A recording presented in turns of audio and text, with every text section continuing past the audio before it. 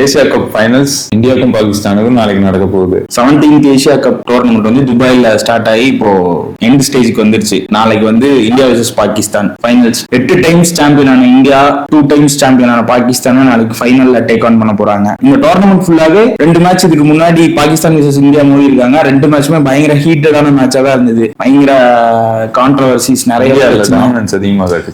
இந்தியாவோட டாமினன்ஸ் இருந்தது. இந்தியா வந்து ஒரு மேட்ச் கூட தோக்கல. ஏசியா கப் ஃபைனல்ஸ் இப்போ இந்த லீக் ஸ்டேஜா இருக்கட்டும், சூப்பர் 4 இருக்கட்டும், இதுல ஒரு மேட்ச் கூட தோக்காம ஃபைனல்ஸ் வந்துட்டாங்க. இந்தியாவை பொறுத்த வரைக்கும் நாளைக்கு வந்து இந்தியாவோட பேட்டிங்கும் ஸ்ட்ராங்கா இருக்கு, பவுலிங்கும் ஸ்ட்ராங்கா இருக்கு. என்டையரா வந்து ஒரு பவர் பேக் டீமா இருக்காங்க இந்தியா இருக்க ஒரே மைனஸ் வந்து ஃபீல்டிங் தான். போன மேட்ச்ல 3 கேட்ச் லாஸ் பண்ணாங்க. அதுக்கு முந்தின மேட்ச் 5 கேட்ச் விட்டாங்க.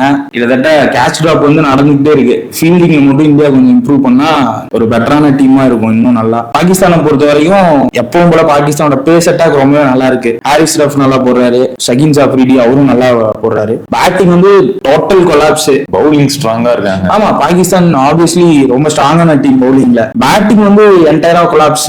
டாப் ஆர்டரும் பெர்ஃபார்ம் பண்ண மாட்டேன்றாங்க. 120 தான் ஸ்ட்ரைக் ரேட். ஒரு நல்ல பெர்ஃபார்மரோட ஸ்ட்ரைக் ரேட் 120ல இருந்து 130 தான் இருக்கு. நாளைக்கு பேட்டிங்ல கான்சென்ட்ரேட் பண்ணி ஒரு பெரிய ஸ்கோரை டாஸ் வின் பண்ணி போட்டாங்கன்னா வாய்ப்பு இருக்கு இந்தியாவை மேட்ச் பண்றதுக்கு. பட் ஆனா யாரு ஜெயிப்பாங்க அப்படின்னு கேட்டா மேக்சிமம் வந்து இந்தியா பக்கம் தான் வெற்றி வாய்ப்பு அதிகமா இருக்கு. பாகிஸ்தான் வந்து ஒரு பெரிய ஸ்கோரை போட்டு நல்ல பவுலிங் பெர்ஃபார்மன்ஸை போட்டு அப்படி ஏதாவது ஒரு மேஜிக் நிகழ்த்தினா நாளைக்கு பாகிஸ்தான் வந்து 3வது டைமா சாம்பியன்ஷிப் அடிக்கலாம் ஏசியா கப்ல. நாளைக்கு இந்தியா vs பாகிஸ்தான் ஃபைனல்ஸ் யார் ஜெயிப்பாங்கன்னு கமெண்ட்ஸ்ல சொல்லுங்க.